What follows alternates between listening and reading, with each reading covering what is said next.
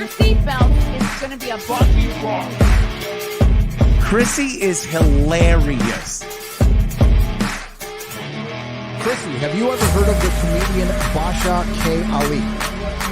No, that sounds like something you yell out before you blow up a plane.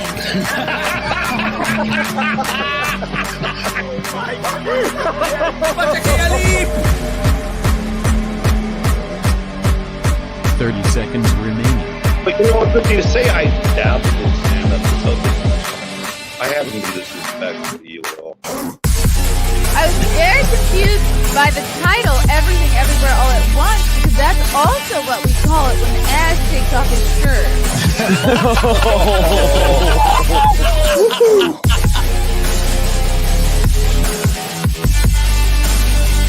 I shouldn't be up here. I should be in school on the other side of the ocean. Hello. What's up, boys and girls? Welcome to another episode of the Chrissie Mayr Podcast. We are on iTunes, YouTube, Spotify, SoundCloud, Rockfin, Rumble, all the places where podcasts are sold. If you like what you hear for this episode or a previous episode, give us a nice review on iTunes, please and thank you. Before I bring on our fabulous guest, which this is a long time coming, I've been meaning to get this guy on for a while, I want to do a quick shout out to our sponsor for this episode. Let's put on some jazzy ad read music. Ooh, that sounds good. Guys, the holidays are upon us. It is December 1st already. And you know what that means? Holiday stress. Maybe you got a bunch of annoying kids. Maybe you have a relative with dementia who keeps forgetting your name and where they are and what pills they've taken or not taken. Maybe you have a dad who recently told you he had a gay experience and you're still sorting that out. Maybe your mom is manipulative and you feel like you can never do enough. Guess what? We have Cushy Dreams for that. They are number one in smokable CBD flower and Delta-9. Their stuff helps with sleep, relaxation, feeling good. Maybe you light up a CBD. All these joints, I don't know. A CBD stick in the bathtub. Maybe that's how you want to relax. I personally love that their CBD comes in different strains. Relax, muscle, peace, energy, dream. So whatever the feeling you want to get, CBD from Cushy Dreams. This is what happens when I freestyle the ad read. Go with love. So you guys are getting what I'm saying. I really enjoy their stuff. And now I have gummies. Not any old gummies that light up your brain like not the one in your living room. You have one in your body. They make you feel giggly, warm, fuzzy, and awesome inside. Yes, they did it. Dreams now has Delta-9 THC gummies. Delta-9 THC, the only real deal OG THC ships legally to you. Each gummy contains 10 milligrams of THC and they come in 44 flavors: strawberry, sour watermelon, green apple, tangerine. Go to CushyDreams.com right now at the checkout. Use promo code CMP to get 20% off your next order. Good for your first order, second order, etc. Your gummies now from CMP. 20% off today. Get yourself relaxing. We can get through the holiday season together. And yeah.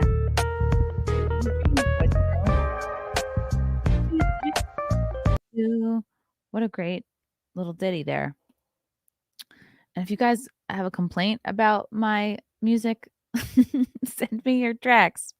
Maybe you're an amateur rapper and you want to just send me your music. Okay. Guys, I'm so excited. The music messes with my audio. All right, we'll mix it up. We'll change it. Cushy Dreams.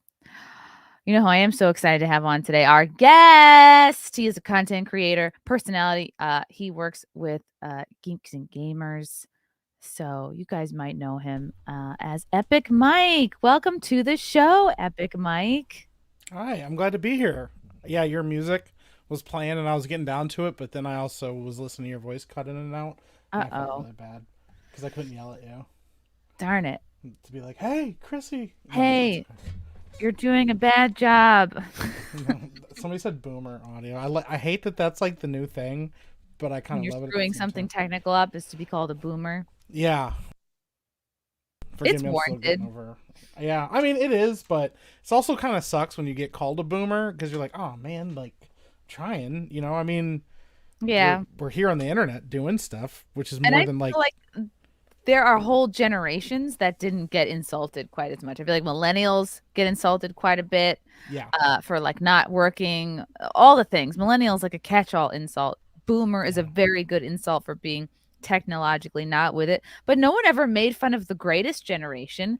Like, how come no one made fun of our grandparents? Yeah. Well, they kind of did in like the Vietnam War, but the hippies were like too busy getting high and stuff to like have good insults. They just kind of were like, hey, I'll show you by like going and shacking up in this like commune and smoking a lot of weed. Yeah. Yeah. They actually put the boots on the ground and did something about it. Yeah. What we need to do is come up with more of an insult for Gen Z as well. Yeah.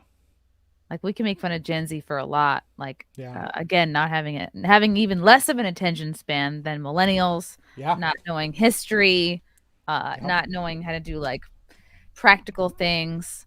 Not having an economy really. I mean, that's kind of cringe, Like, it is cringe. It's super cringe asking kids what they want to be when they grow up and they say YouTuber. And you're like, no, you're supposed to go for a real job, fail at that real job, and then eventually make your way to YouTube. You're not supposed to start out. See, Chrissie has it figured out. Like, we just let you in on the game. That's how it all started. We're like, you know what? This working thing sucks. Can I go? You have to do the working thing so that you have something to talk about when you get a platform. 100%. Yeah, you don't have good stories and stuff if you just, oh yeah, well, I mean, before this, my ass was being wiped by my mother, and now I'm on the internet. Yeah. Oh, I waited till I was 18 so I could claim my trust fund, and I've never had to work any shitty jobs because my parents always pay for my rent, and that's not interesting. I had plenty of people like that. Yeah, it's weird. It's actually like a weird thing to hear people talk about that, or when they're like, oh yeah, I've been doing this, like, this is my first job, and you're like, wait, what? Like, no. Tell me a story about where you didn't have toilet paper and what you did and how you proceeded. Tell me.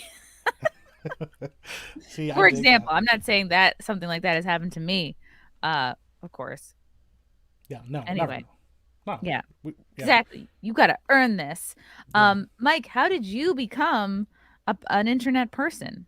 Oh, an internet person. That's a good question. So obviously I'm most associated with Geeks and Gamers. And I've kind of been around the community for a long time. Back when they were just a Facebook group. So me and my buddy Josiah, Rises, which everybody knows him. Yeah.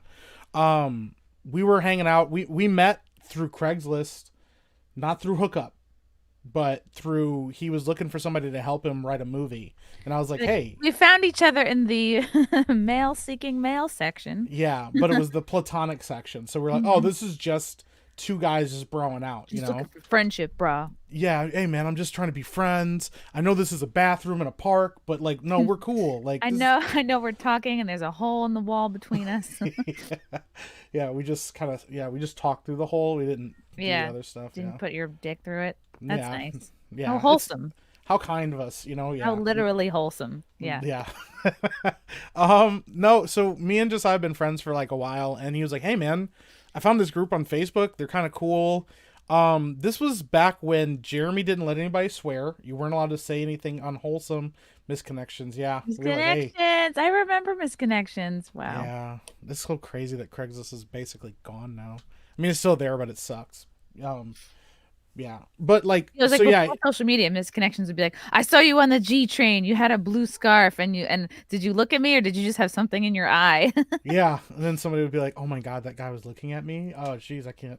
Or, you go there and then they find out they're a serial killer, and how the world just keeps kind of turning around on that. Looking for a woman to put the lotion in the basket.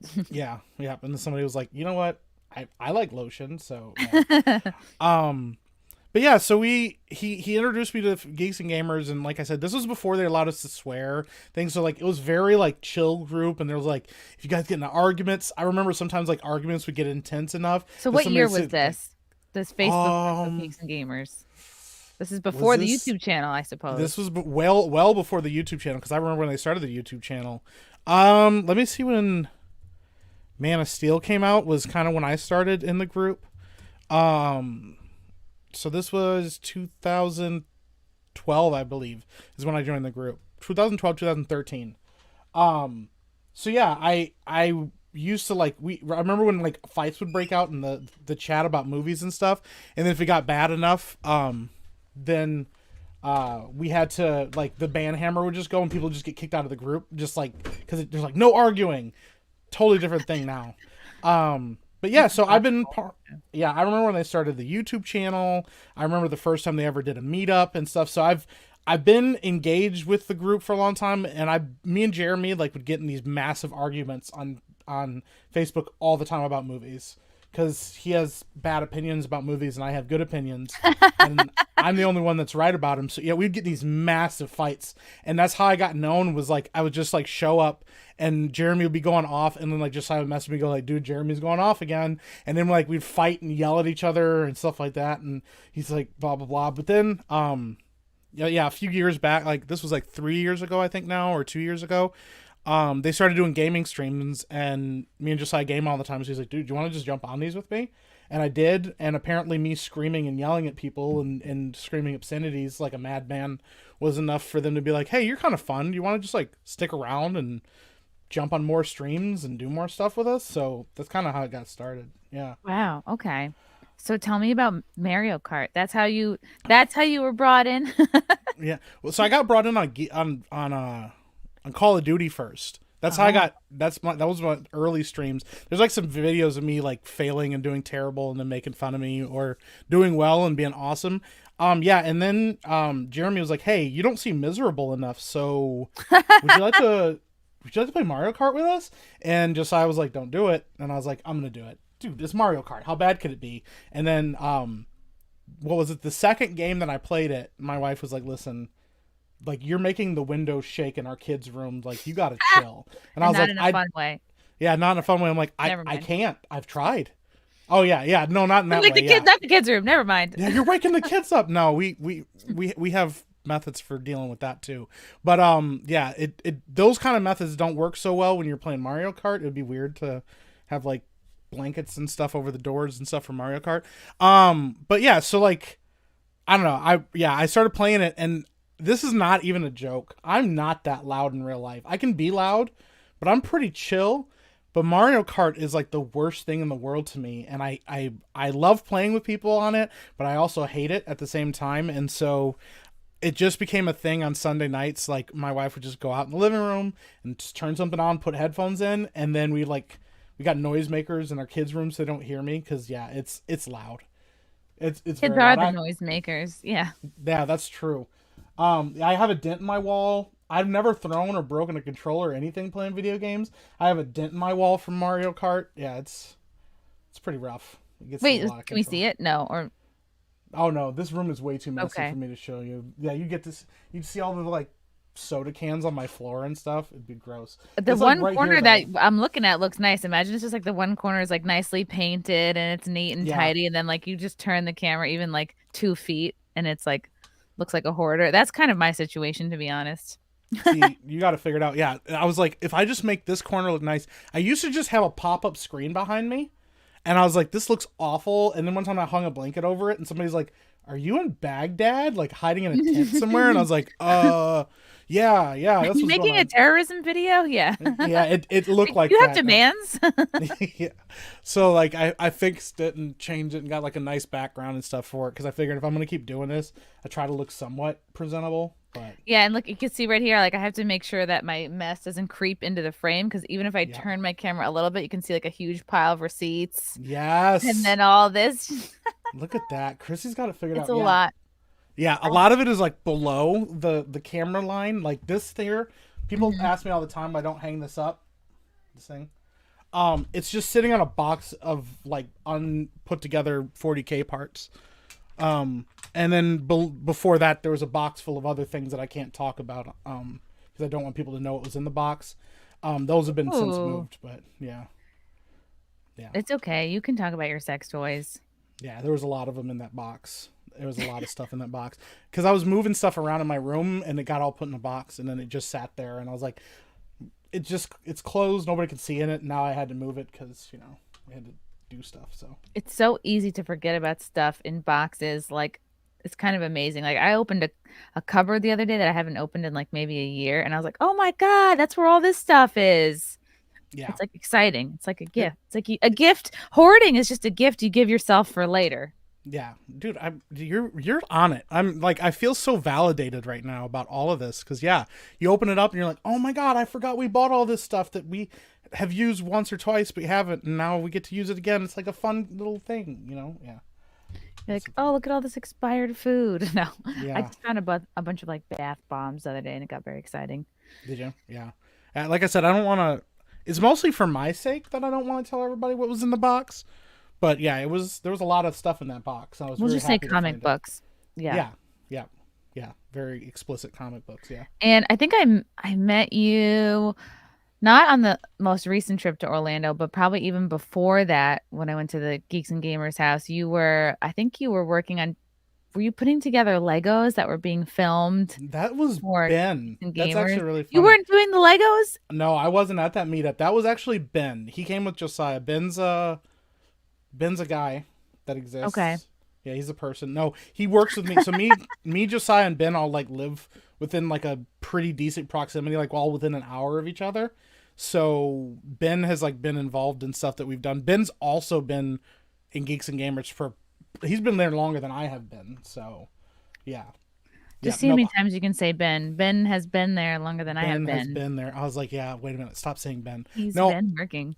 I think my first ever interaction with you was on Twitter because they posted a picture of you and Krista next to each other with you with a vacuum and Krista with a mop. Never living that cleaning picture down. Yeah. What a mistake. Well, I noticed in the background that I was like, I saw something in the background. It was almost like a police video. It's like enhance, and I zoomed in and they had a picture of like, said it's a conspiracy, and there was like a little potted plant with my face on it. Yeah, I remember that. Yeah, I found that like almost instantly, and I felt really weird about it because it looked like I found it so fast. I was like, this isn't cool. People thought it was like a bit. It wasn't a bit. I just saw it in the background and was like, okay, this is gonna bother me because I'm pretty sure that that's me. So yeah. Do you say that a lot? It's a conspiracy. Yeah, that's actually kind of I guess one of my catchphrases. I don't know. I started screaming that on Mario Kart because Who do you like to play? Who do you pick usually? Wario. He's Okay. Yeah. Okay, you know who Wario is. Yeah. He's the worst. Excuse me, I'm just coughing.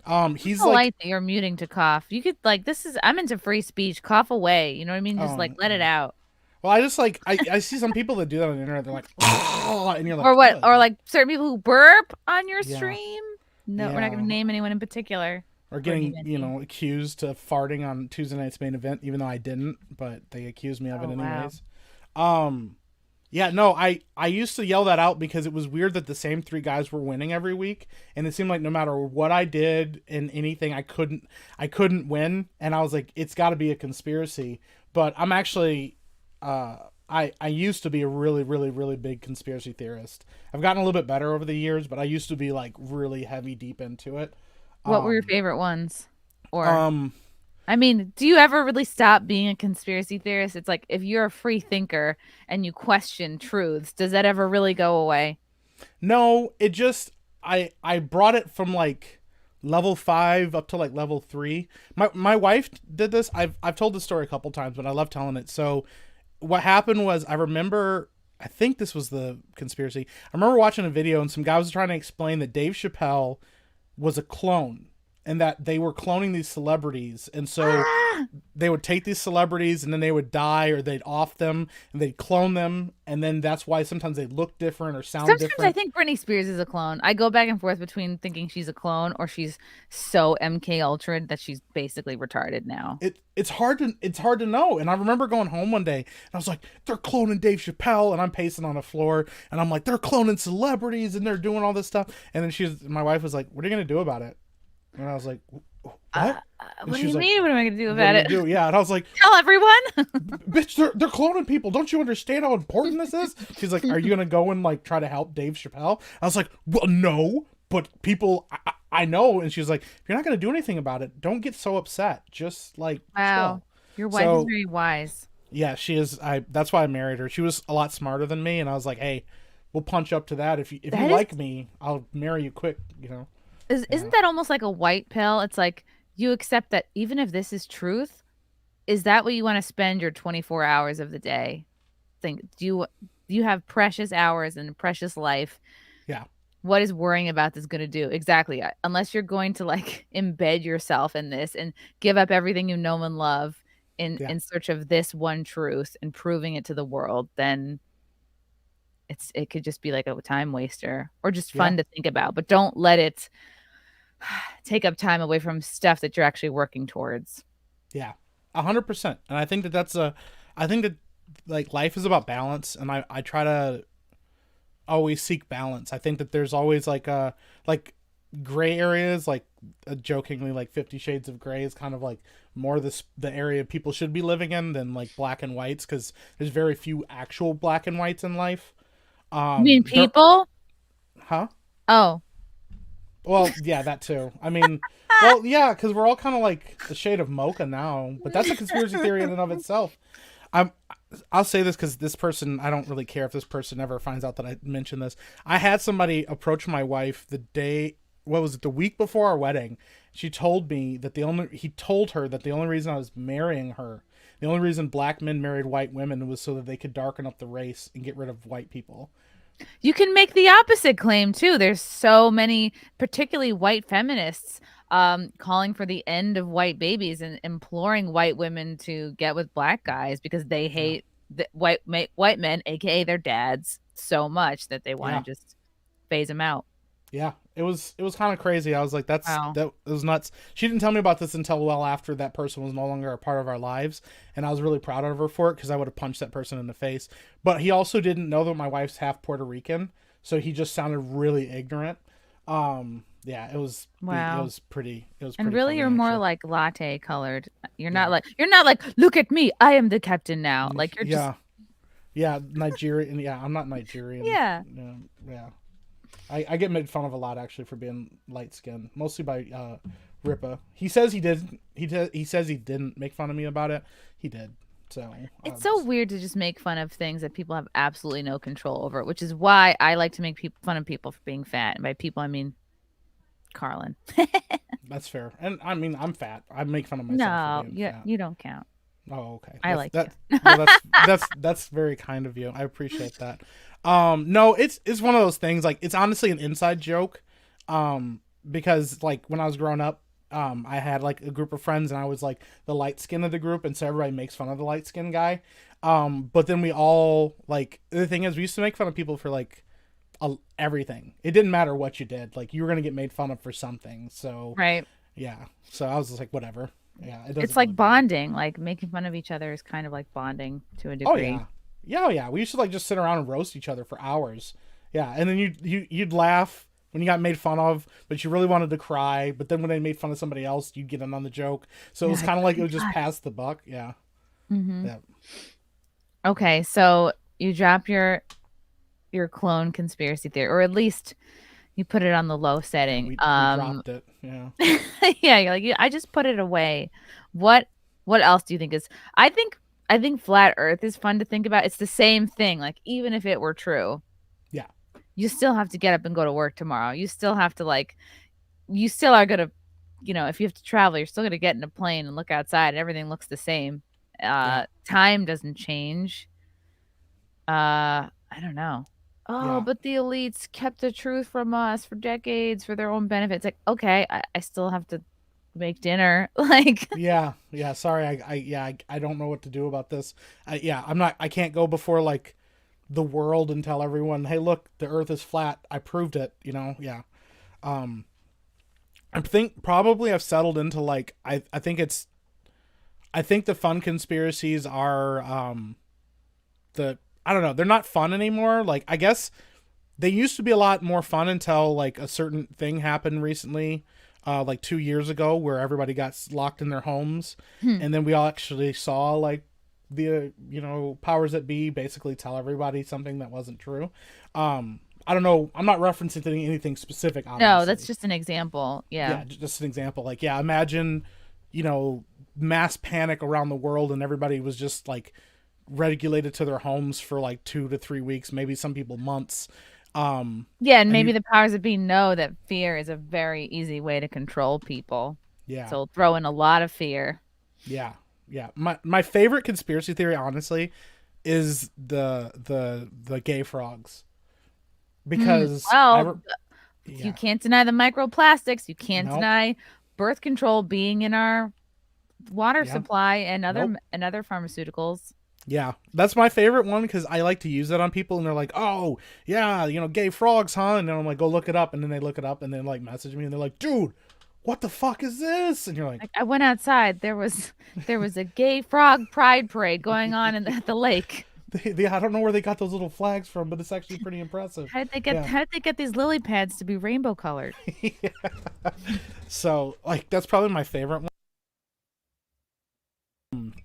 But I don't know. It's just weird now because everything got really muddy. It used to be that you could like find a line and be like, okay, as long as we live in like this little world here, everything outside of it could just be conspiracy. And like, I don't know. I really appreciated Dave Chappelle's monologue that he did on SNL, where he was like, yeah, like Trump basically like walked outside the house and told everybody everything you think we're doing is true because I'm in on it. And then he just went back into the house and kept doing it. And we're like, oh man, that's crazy. What do we do about this? And they're like, you can't do anything. Sucks. Wow. Like so. shit. Now we know. Yeah. Yeah. Somebody asked in the comments if I smoke weed. I don't smoke weed. I don't do anything fun, apparently. I don't smoke. I don't drink. I don't do drugs. That you're being typecasted right now. Yeah, that's true. I mean, that's fair. You're being profiled. You look like you smoke weed. Yeah, I don't know, man. Your hair looks like you smoke a lot of weed. Isn't that what hoodie you guys do? tells me a different story. That facial hair. Yeah, I know, right? Your relaxed demeanor. Yeah, you seem pretty chill. No, I used to have a buddy that I worked with a lot back when I had a shitty job, and he did a lot of drugs, and me and him would talk about these conspiracy theories and all this stuff all the time. He goes, dude, you need to smoke weed because you'd be able to see everything like I see it. I'm like, dude, we're talking about the same things. I don't got to smoke weed to get here, but if you did, that's cool, man. Like, no, and that was fun for a little while until he started believing that I was a figment of his imagination while we were working. That was a little weird. He was like, bro, you're probably not even real. Like, I'm like, wow. I feel pretty real because like we got a lot of work to get done right now. So maybe you could, I don't know, just pretend that I am real for the time being, Yeah. You're like, yeah, I'm not real, so you have to do all my work for me. What was your shitty job? So I owned a firewood delivery business. Wow. Was your slogan like, we'll give you wood? I really wish that would have been my slogan. I Mike's didn't really Wood? have one. Or I just Epic kind of Wood? made it all up. Yeah. Okay. Well, that was before I was Epic Mike. That was just Mike then. But yeah. Yeah, I did make a lot of jokes about giving people wood. I'm like, hey, giving your grandma some wood today. And they're like, oh, dude. Oh, she's not expecting it. I better call her. Yeah, we let her know that I got that delivery ready for Do her. some lunches. Yeah. Hey, ma'am. Yeah, I got your delivery ready. Yeah, so I did that for like 5 years. I mean, it was fun. I mean, it was a lot of work. Would you do any deliveries in the morning? Oh yeah, morning wood. Yeah, actually. Yeah. Wow, it's been a hot minute. It's been a long time since I did that job, but I'm trying to think of like all the jokes that I'm kind of missed out on. Yeah, I'm kind of disappointed about that. I don't know. Now I'm looking back on it. I'm like, kind of wish I could go back. Yeah. They'll come to you when you least expect it. Long, hard logs we deliver. Okay, yeah. Yep. Yep. No, there was I did that for a while, and yeah, it was a lot of work. We have the hardest wood in the county. That's a good one, actually. I guess mine would have been like the cheapest wood around. That's probably because like our wood, it might start out soft, but it'll become enough. Yeah, I promise. Yeah, I promise. When you use my wood, when you use my wood, you'll never feel cold. Yeah. Oh yeah. Yeah. Yeah. So yeah, I did that for quite a few years. Like I said, like 5 years. It was a lot of work. But I've done that. I've done like shitty factory jobs. Those were awful. But you know, it is what it is. We've all worked shitty jobs before. Oh, for sure. Like, perhaps, I think, is it the shittiest job I've had? One of the shittiest. I worked at a production company making wires, like making them by hand in a windowless room. God, in Midtown somewhere. But it was all dudes and me, and we're making these wires like for Fashion Week. And there was a time where I thought I really wanted to like be a gaffer and like be on the other, like on the side, on the production side of things. Like I always was like, ooh, show business. This is exciting. I thought I would get into it like, but the back way, like be a PA. I thought I wanted to be a PA after I did a couple internships at NBC, and then it took me years to be like, oh no, bitch, like you want to be on camera, you want to be funny, you want to be yourself. Like you don't have to like have low self-esteem and just tape wires down.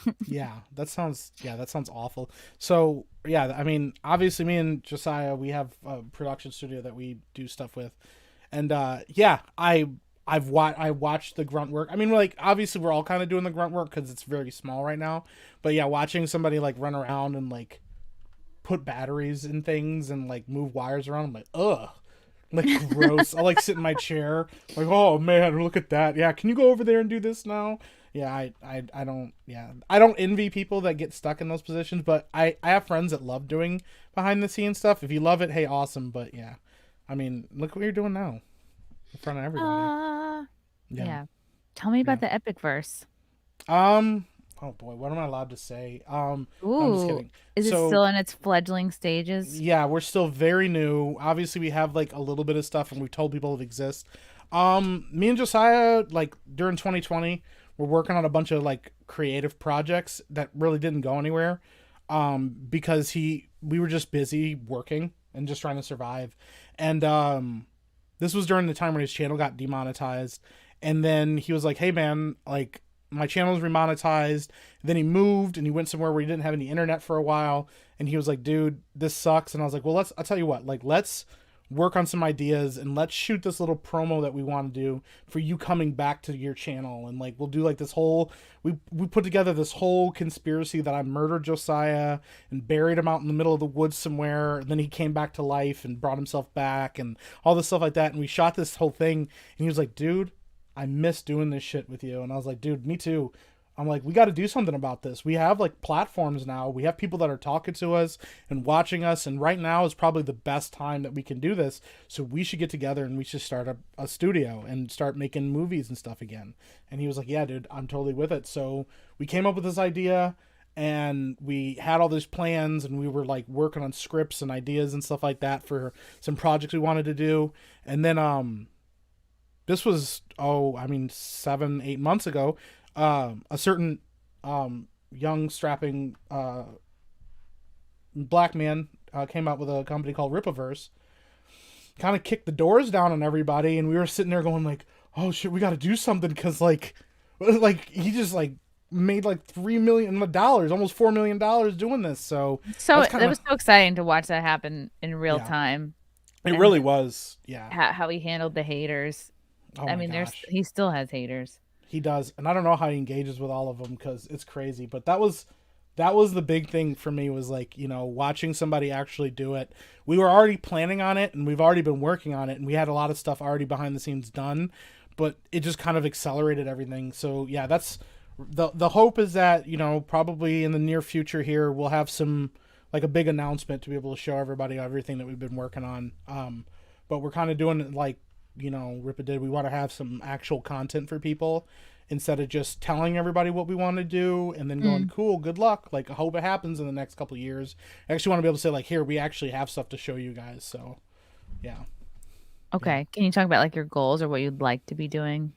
I mean, the hope, what I would love is, like, you know, I'm not looking to compete with, you know, some of the bigger companies. I don't want a massive production studio, but the hope is that eventually in the future we'll be able to full-time just be like, you know, writers and directors. I'm a writer, so as a director, but also like just producing content for people, and the hope is that one day we can be kind of a hub for people to come to that have creative endeavors but don't know where to go, don't know the people, don't have the funds or whatever, and we can help fund people's projects and stuff. Because like the industry as a whole is awesome, but it's also really gatekeepy, and it's very like inclusive. Like it's who you know, and so you see people that are terrible actors or terrible writers and producers keep getting work because they know the right people, instead of people that are actually really talented, thriving and growing and doing stuff. And the cool thing about the internet and about YouTube and stuff is that it gave people a back door to express themselves and get known and get seen and be like, oh my God, this person's really talented. And they didn't have to go through a production company or, you know, do unsavory things to get there. Get a certain type of like management or agent or right. You could just, I mean, I personally hate TikTok, but I love that comedians have bypassed the whole system, all the gatekeepers, the management saying the right things, and boom, they get a whole following for themselves that are having to like play by the rules or like sink years into open mics, which is not the most productive. Yeah. Well, everything I've ever heard about the comedian journey, it's a lot of work. I mean, yeah, you have to love it. And it's like a disease that you can't get rid of. Yeah, it's funny because that's actually so before this, because since we're kind of going through all the backstory stuff, so before I met Josiah, the dream was when I was in high school and just out of high school is I want to be a professional wrestler. That was like my passion. Really? Yeah, I was really, really passionate about it. I loved the. Were you on like the high school wrestling team, or you? No, I was a football player. To do it. Okay. I was a football player, but I got really into wrestling. I learned how to do it. Like I actually learned like behind the scenes, and like I learned all the lingo and how things work and how they do stuff. And I was like, I love this. And this was before I was fat. I was actually in like I was actually in really good shape. Believe it or not. But yeah, so I was like really excited about it. And then my hope was like, I packed up all my stuff, took all the money that I had and moved to go to this school. And then I was supposed to live with somebody down there. And when I got down there, I couldn't get a hold of them for an entire week. I ran out of money because I was like living in hotels and just trying to figure out what to do. And then the guy called me and he goes, oh man, sorry, everything changed for me. Like when you got down here. So I don't know. I don't have a place for you to stay. And so I just kind of had to like figure out what to do with my life. And so I came home and was like, cool. And then I got stuck working a full-time job and stuff. So it just never panned out, unfortunately. But that was the dream. Like when I was growing up, I loved wrestling. I still do, but I think the current state of wrestling is kind of embarrassing. I don't think it's as good as it used to be. But why? Because like there's more competition for entertainment or more sort of like reality. Not that I would categorize wrestling as like reality TV, but it's like, I don't know. It's kind of scripted. It's kind of unscripted. I think there's not enough competition. There's a little bit more competition now because back in the day when I was growing up, all there was WWE. And then like Impact was like a smaller company that rose up, but they never ever got to the level where they could compete with WWE. And the worst thing that you can have in any kind of entertainment sphere is one group of people doing one thing and being the only ones in it. Like it would be the worst thing in the world for like comedy to only be like get kept by like 4 people. Because you're like, oh, they're the standard for comedy. It's like, that's not how that works, you know? So WWE being the only company that really had any kind of power in wrestling, they got really stagnant and they got really like, their writing got worse and worse and the storylines got worse and worse. And then a lot of talented wrestlers got buried and didn't get the time of day that they deserved and stuff. And that bothered me a lot. And it actually turned me off from the business just because it was sad to watch people that I really loved and that I thought deserved a bigger platform not get the platform that they deserved.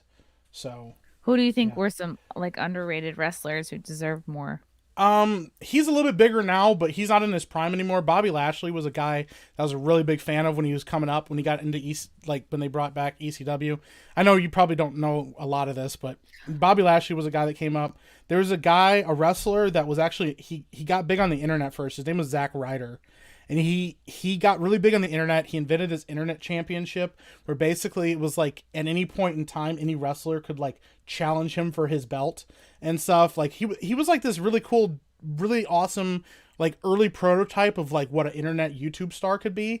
And he brought that star power with him to the WWE and they basically just shit on him. They did nothing with him. He couldn't seem to get anywhere. And he was one. There was a guy named Kofi Kingston who came up, who's a really talented wrestler who never got the time of day. There was a lot of them. I mean, there's a laundry list of names and bodies that never got the push that they deserved in WWE, and I feel like that's kind of continued. It's a little less now, but I don't know. It was just kind of one of those things that was a bummer as a kid growing up, because basically the only guy that I knew that was like the only guy that they ever pushed was John Cena when I was growing up, and yeah, like not a fan. Oh yeah, let's see. This was the last time I really watched wrestling. I watched John Cena get his nose flattened across his face because the guy who was supposed to take the title from him lacked stamina. Which one was that where he got his nose smashed? I don't know. That probably wasn't watching at that point. Nose broken. I got to figure that out real quick because I'm trying to figure out who he was wrestling. River Miles says, thank you for the 10. We need an epic mic meltdown on Chrissy's show. I mean, I can give you a meltdown. I would love a meltdown. I don't know what to melt down over, though. We haven't had a meltdown since Ethan Ralph, so I'm due for another one. Yeah, I watched that. That was really something. Yeah. I'm like, if you're gonna have a meltdown about something, don't target people. Just have a meltdown about, like, listen, despite, I know we said we were going to talk about this, but I'll melt down about this because I think that this is really interesting, but also it's a good talking point about meltdowns. If you're going to have a meltdown, do what Kanye is doing right now. If you're going to have a meltdown, pick a subject and just run with it. That's what you're supposed to do. That's how you have a real meltdown. Don't get distracted. You got to stay on your focus. Yeah. 100%. Listen, if you're going to take down the music industry, focus in on it and just go balls to the wall. If you're like, hey, listen, the Jews are taking over the world, we got to stop them. Okay, like, just go with it. To me, that's the way you do it. Don't target people. Like, I don't know. So meltdown, like, I don't know what to have a meltdown about. Like, I'm actually kind of in a good spot right now. I mean, Mario Kart fucking sucks. Do you feel? I feel like about Mario Kart, as I do with most video games that I play. Like, if I pick a female character to play because I see myself represented in, say, Princess Peach, but I feel like the deck is like stacked against them. I feel like they are just not as strong of a player. Like, I don't know. Maybe I suck, or maybe just Princess Peach is not geared to be a winner.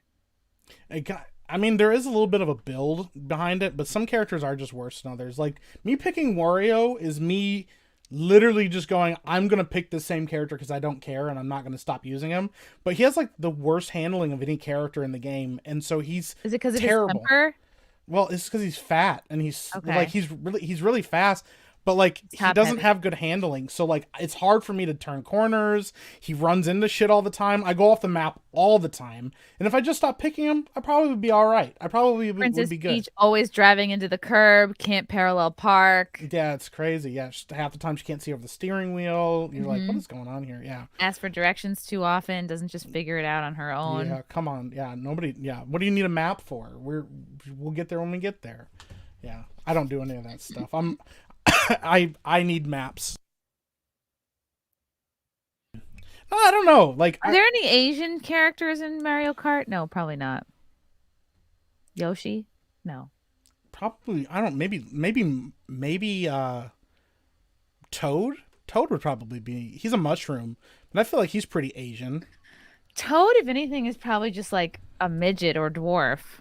Yeah, but he's like a midget, like Asian person. Maybe. What makes you think Toad is Asian?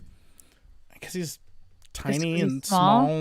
I mean, like, I don't know. If you look at pictures of him, like, maybe he's a shiitake mushroom. Maybe, yeah. See, I don't know. He just seems like he might be that kind. You know, I don't know. He's a bad driver. He's a bad driver. He's really good at math. Maybe, I don't know. That's a really good question. Are there? I don't think there are any Asian. I guess if you had like a me that looked Asian, you could count that. Yeah.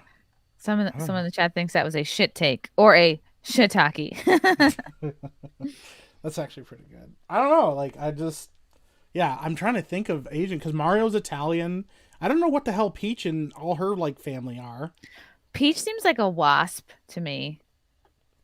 A wasp? I actually don't know. Like a white Anglo-Saxon Protestant. Like, she just seems like a Is and that think of is white that a girl. thing? It is a Wow. thing. WASP. There's been wasps longer than there's been wops. Well, that's true. Not like the Italian slur, but like wet ass pussy, that wop. Wow, I didn't know that was actually. I think that's the first time I've ever heard that term. That's so weird. They say Isn't they say it a lot in the tri-state area. I think wasps. I don't know Well, why. apparently they're running the whole world right now, according to everybody else. Yeah. I do have to ask you this because I'm married to a redhead. My wife is a redhead. She's also half Puerto Rican, but yeah, I love redheads. I think what they're doing in the media is kind of dirty, and I think the fact that you guys keep getting race swapped is it's actually bothering me a little bit. I know, particularly our precious redheaded characters are getting race swapped, maybe for individuals who can't swim as well. Yeah. Yeah, it's a problem. Yeah, it is a problem. I can swim well, but it's it takes a lot of work. It took a lot of work to get there. Yeah. Ginger side. Yeah. Do we want to talk about Kanye? It feels like this is crazy hot news. It feels like every couple of hours there's something to new talk about what he's to talk doing about. Now. I have a theory, because if you really, again, it's like what we were talking about before with the conspiracy theories. Yes. At the end of the day, like, what difference does it truly have on anyone's life? Probably none. It's ultimately a distraction. But if you zoom out, you go, all right, who has the most? What is Kanye doing right now? He is aligning with Trump, as is Fuentes, as is Milo. They are all like, now they're kind of stuck on Trump, or even if like normies, people who are not really clued in and following closely, they now associate these three dudes with Trump. Yes, Ye is running his own campaign, but he's associated with Trump now. They all did that dinner together. Whether Trump knew who Nick was in advance or not doesn't matter. The media is going to spin it how they want to spin it, which is they're all together now. So now it's like Kanye, he was on Tim Pool's show the other day. Tim wouldn't really get with him.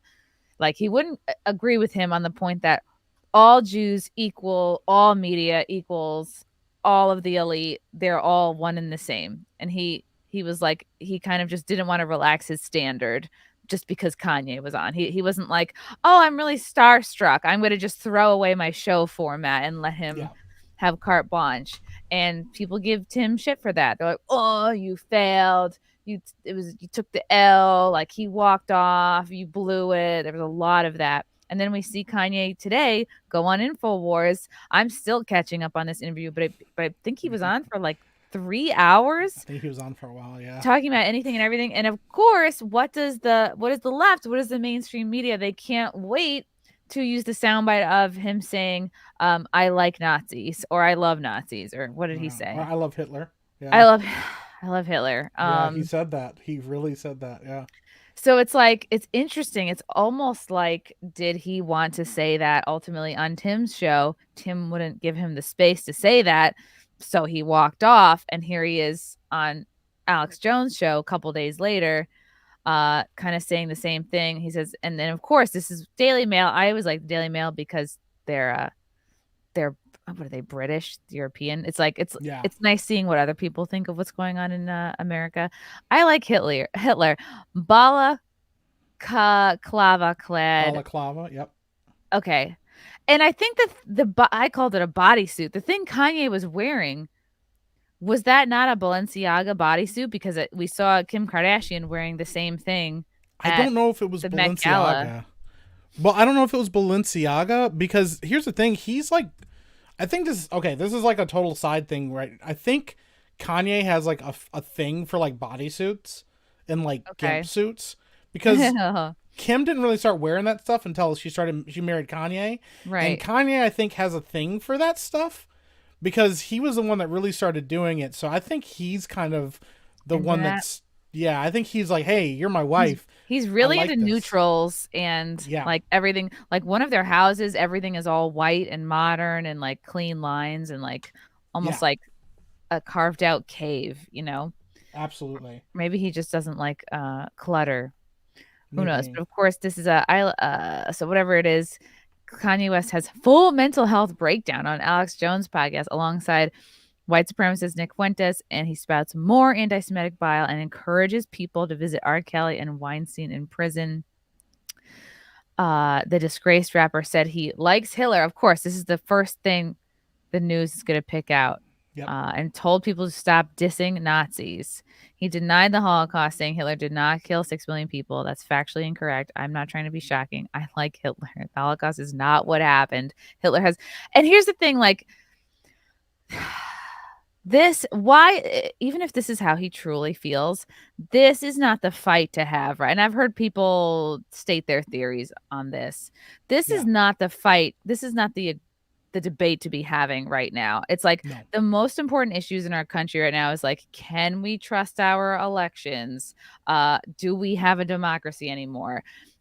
Is people complain about the duopoly forever, but is it now this larger problem of like the duopoly is a distraction from what's actually happening, which is globalism? They want one world government, one world economy. Censorship is more important. Like, why are we not and of course, like, Kanye is in such a interesting position. Like, he can speak on his time in Hollywood. He can speak on his time being married to the Kardashian clan. He can speak on what it's like being around the elites. He was like an establishment celebrity for years. And it's like, let's have him, like, if he's going to be part of the solution, not the final one. No, if he's going to do good. I'm just fucking around. I'm just funny choice of words. If he's going to be part of what's right now, if he's going to help, like, why is he going on this? Why is he literally saying the worst possible takes so that the left can have the worst possible sound bites of him? And even if he did have any good points, the fact that he goes on and says this stuff, it makes him so easy to disregard. Yeah. And now he's very closely associated with Trump. So if you zoom out, like, who is to benefit from all this noise and distraction? Does it ultimately? And now, of course, we see what's happening, before the midterms. Now there is a bit of there was not a red wave, but there is a groundswell of there's patriots, there's MAGA people, there's America First. There is a new enthusiasm maybe for people to vote for Trump, because we've had 2 years of Biden and it's been a shit show. So there is kind of like new enthusiasm for change to happen in this country. And so I'm not saying, I know who is pulling the puppet strings of Kanye right now. People think, is he, he's carefully designed controlled opposition, right? Or who knows, like, and who would even be in charge of that? But it seems like the net result here is a chaos, distraction, division, making Trump look bad. So now, and of course they always love to throw out the white supremacist thing if Trump is involved, but now it's like, and then what would most people say? Well, where are these white supremacists? But now they've got Kanye, Milo, Fuentes, 3 very visible people with a following that they can point to give this bullshit new energy and new life. Yeah. And what does it do? It just divides all of us even more. It makes Trump look even worse. Yeah. Well, okay. So if you don't mind me going on a little bit of a rant, it won't be a meltdown, but this will be a rant. Do it. So here's the thing about Kanye. I think he's a terrible public speaker. He always has been, though. Go watch any of his interviews that he's ever done. Not just his meltdowns. When he's done interviews, he's not a good speaker. He's not good at talking to people. He never has been. He's very socially awkward. So you say all that, and then you put him around somebody like Milo and Nick Fuentes, who I didn't know a whole lot about, but I tried to do my homework before we got on this stream. And so you have someone like Nick Fuentes, who I'm still not 100% sure isn't just a fucking troll that gets off on pissing people off. Because I've watched him when he's doing his show, if you watch him when he's doing interviews, and if you watch him when he's out in public, he has a half smile on his face most of the time, because I think he gets off on pissing people off. He's also autistic and possibly a virgin and possibly gay. The gay part's probably irrelevant, but maybe the autism could speak to the smile. I don't really know. I don't either, but it definitely seems like he enjoys the controversy that he gets, because I don't think I've ever seen him make a take that didn't seem like he was trying to piss somebody off. And here's the thing. Then you have Milo. So Milo used to be a self-described provocateur. Milo was an openly gay Jew who married a black guy with a huge penis to piss off his parents. He openly admitted that Like that's we why all he did do. it. Yeah, like we all do. I mean, we've all been there before. Oh man, look at this hot black guy with a huge dick. I'm gonna marry him. Piss off my parents. But he was and then all of a sudden, the next time we see Milo, after he's been kicked off social media and everything, he comes back. He goes, "Hey, I'm no longer gay. Now I'm a professing Christian. I divorced my husband. I'm trying to turn my life around." Stuff like that. Yeah, he was selling Catholic figurines on TV. Yeah. It's like, and this is a guy that was a provocateur. So did he give all that up to move towards this? Or is this the next evolution of Milo's state and he realized this is him working through something in his personal life, but also because he's still a provocateur, he can't not thrive in that kind of spotlight? Because here's the thing. Listen, regardless of gay or not, if you have a gene for the fabulous, you can't let that go. Like and Milo loves to be in the spotlight. And so then you grab somebody like Kanye, who's not a good public speaker, who released scrapped an entire album he was working on, turned it into a Christian album that still did really well for him. Is that the church album? Yeah. Jesus is King. So he yeah. comes out, he goes, I'm a professing Christian. I'm releasing albums now, Christian albums. This is what my focus is. It does really well. He's married to Kim Kardashian. They're doing well. Then he has a mental breakdown, admits that he's bipolar and he has these struggles. His wife comes out publicly and states, hey, I'm going to be here for him. I'm going to support him and all this stuff. And then all of a sudden, they're divorcing. And Kanye is struggling, and he's begging people to leave him alone because he wants his family to work. And he's going on these new publications, and he's saying, "Hey," he wouldn't even agree to the divorce right away. I think he really wanted to make it work. He said in an interview early, he said, "These people are trying to tear my family apart. I don't know who these people are, but here's the thing: that in Hollywood, these people have handlers, they have friends around them, stuff like this." I know this is a rant, but I promise these tangents all connect. So Dave Chappelle, when he came back and did his 3 big specials and got a lot of heat, one of the things he said in his special was, I'm not going to get Kevin Harted. Kevin Hart's a profession Christian, all this stuff like that. Kevin Hart, years ago, was at home by himself. He said that never happens. He has a crew that's always with him. They're to protect him, watch out for him. His bodyguards aren't there, anything. He gets in his car, he drives to Vegas, doesn't know how he got there, and then he ends up in a hotel room shacking up with a hooker and live streaming it. What? And this is a huge deal. It's a really big controversy. I think it's they're all I don't think it's mind control. I think that it's something more sinister about the push and the weight that being this famous and being that popular has. So Kanye's on this trail of hey, so I bring it all back to so you have somebody like Kevin Hart, who then took a step back, said, hey, I've got to get my stuff together, I'm fixing my life with my wife, blah blah blah blah blah, and everything like that. He kind of dialed back on the Christian thing a lot. Now he has his own television show and he talks to people all the time, shushing people about talking about the elites and all that stuff, because he's done that before in his show. But then, so you have Kanye West, he's saying, hey, they're trying to tear my family apart. And then you hear about Kim and Pete Davidson is hitting on her. And I'm like, how the fuck do you go from Kanye to Pete Davidson? The worst specimen of man. Yeah. Or best, if all you care about is that D. Yeah, I guess. But then you hear I read stories about how Kim was saying her friend introduced them, and she's like, hey, I'm still going through a divorce. So why is her friend introducing her to other people and trying to get her to hook up with and date other people when she's still going through a divorce? Yeah. And all of a sudden starts to look like Kanye is a bad guy because he's about to become a billionaire. He made a ton of money. He reached a level that you're not supposed to reach while also calling out people for their shit. And now he's a profession Christian who doesn't want to be part of that whole circle. And I messaged you this, and this is one thing that nobody talks about. Everybody completely forgot about this whole thing. Kanye said in an interview, he talked about it on Joe Rogan too. Hey, guess what?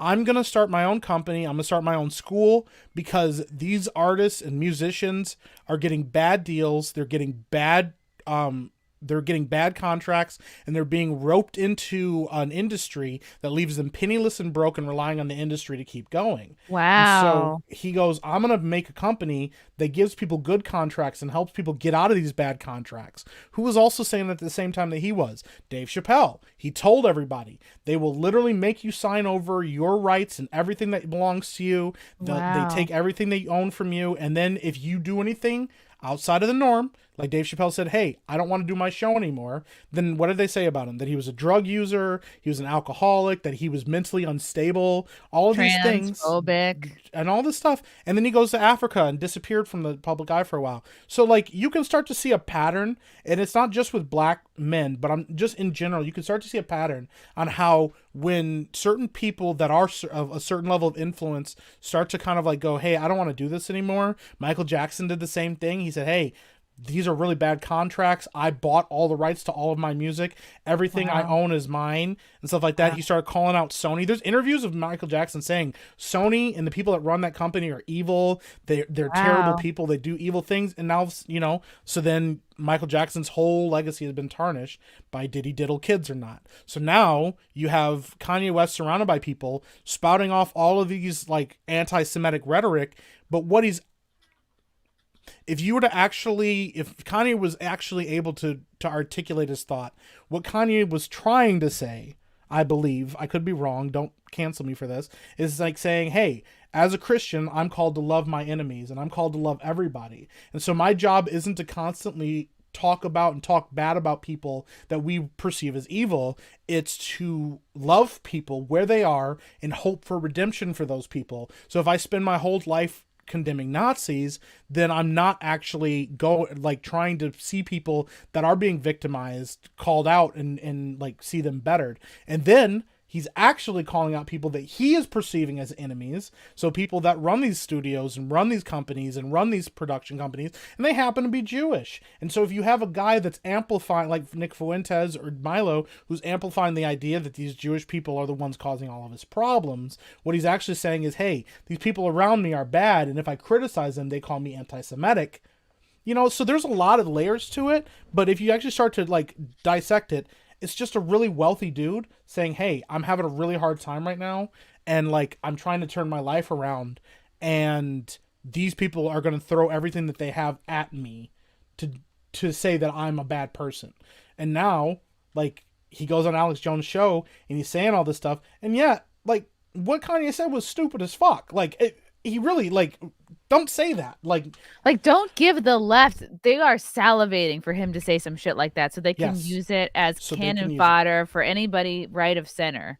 Yes, and for Kanye. 100%. Well, let's disregard everything he says because he said this. And you go, ugh, because it's like, I'm sure he's got good points, but he makes it easy for everyone to disregard him when he says shit like that. And it's like, doesn't he know how the system works enough to like go, if you say this, they will discount you? No, because I think this is the other side of it. Kanye has admitted he's mentally ill and he's struggling. And whether or not he is right now I think he is I think he's having a manic episode. But I think the thing is, we're in an age of sound bites. And if you go back, turn the clock back to like 2016 and that election, part of the reason that Trump won that election was because if you listen to the rhetoric he was using, he was calling the left out. They were left-wing extremists. That was a term that was starting to be widely used. Left-wing extremists, socialists, communists, they're in there. Like, he called out Bernie for it. He called out all these people. He said, listen, they're left-wing extremists. They're coming for you. They're coming for your families. They're trying to undermine the home and families in America and the country. They're trying to do all this stuff. That was a commonly used thing. That was common rhetoric right then. And it was the first time that anybody with any kind of media presence or level of like awareness was able to call the left out like that. And now, what is the rhetoric that we hear more than anything in the news? Right-wing extremists. White supremacists, all of this stuff, because they literally just flipped the narrative and nobody stopped to go like, hey, hold on a second. Like, no, that's not how this works. Like, they're going, I know you are, but what am I? That's literally what they're doing. They just take 100%. everything the right or anyone else in the middle says about them and completely flips it. Like 100%. With Cenk being like, oh, why is the right always talking about pedophilia? Oh, it's Tim Pool wears a beanie to keep all the pedophilia in his head. And it's like, it looks stupid because it's so obvious that the left is taking what is said about them and trying to spin it around. It is, but it works. And they know it works because it's what they've been doing for a long time. I mean, that's why when when you get into a situation where an event happens, like an event that happened, 2 years ago, that was kind of a big deal during the earlier parts of 2020, then you put a spin on it and you say on a certain day in January, like on a certain early in the month. Yep. So then it doesn't matter whatever evidence, whatever you could factually break down that day and tell everybody all the events that happened, how they happened, and how it actually looked. But it doesn't matter if the people that have the most pull and the most megaphones are telling you that this is what actually happened. That it's it was like Pearl Harbor. Yeah. It's like a smaller microcosm is like all the hate that Chris Pratt gets in the media. Like why do people hate Chris Pratt? And they go, well, he goes to like, what's it called? He goes to a Christian. He's a Christian, but he goes to a church that supports conversion therapy. And then he says, I don't actually go to that church. I never went to that church. I go, well, yeah, but he also did this. He thought about it. Yeah, right. He thought about it. Or, well, he hates his son because his son is disabled. And he goes like, I love my son. And Anna Faris was like, he loves his son. He would never say that. And they're like, okay, well, I just don't think he's a good person. But now, this is the thing. This is like a scientific study. People, when you confront somebody with facts and you present somebody with a position where they're going to have to change their mind about a core belief, their response is that of a fight or flight response. They take it like you're literally putting them in physical danger by them giving up the position they're in. And it's hard to be in a position where you have to give up a core belief. And so if you're constantly being inundated with this idea that this is the truth and this is what's being said, if you're constantly hearing the media tell you, because you don't research any of this, because most people don't research any of this, that Kanye West is a white supremacist, that Kanye West is anti-Semitic, that Kanye West is a racist, that Kanye West is this and that and this and that. He relies on, I actually saw an article that said that he's been talking to, this is what the article said,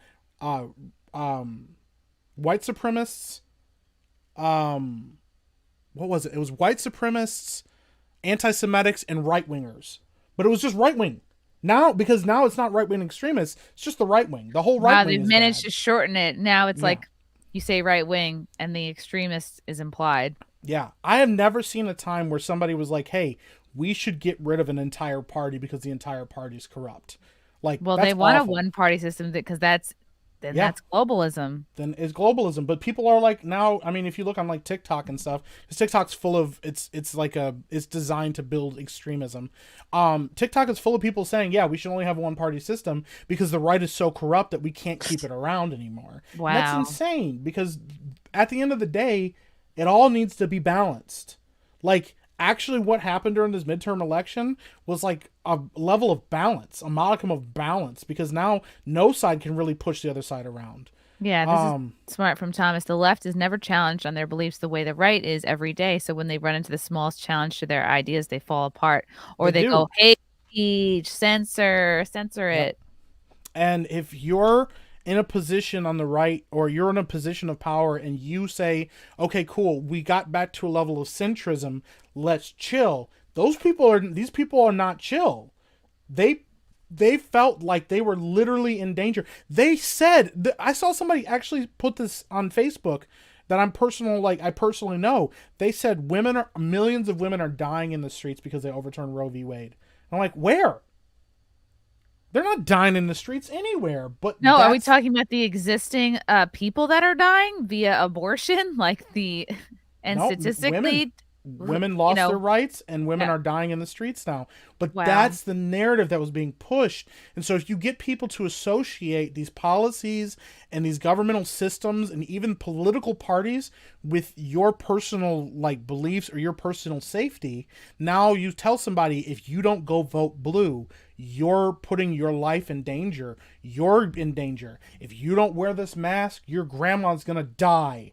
And it's like, what are you talking about? Yeah, and you don't support your community. You're not a team player. You're selfish. And you get slapped with some sort of insult. Yeah. But that's the play that they're pulling. And I talked about this because it's happening in the Hollywood community a lot more too now. Is like when these regimes and these people in power start to lose that power, they don't give it up easily. No change happens peacefully, especially in politics. And so if they see the power is starting to shift, they have to respond they have to escalate and respond at a level that they think is so like what Trump said, like when he was telling people at his rallies, like, hey, I'm doing this to protect you. They're coming for you next, and I'm just the thing standing in between them. So that creates a narrative that you're in danger if the left wins. Well, then the left goes, okay, well, if that's how he won, then we got to use the same narrative. And they're telling you, listen, these right-wing extremists win, you're going to lose your right to vote.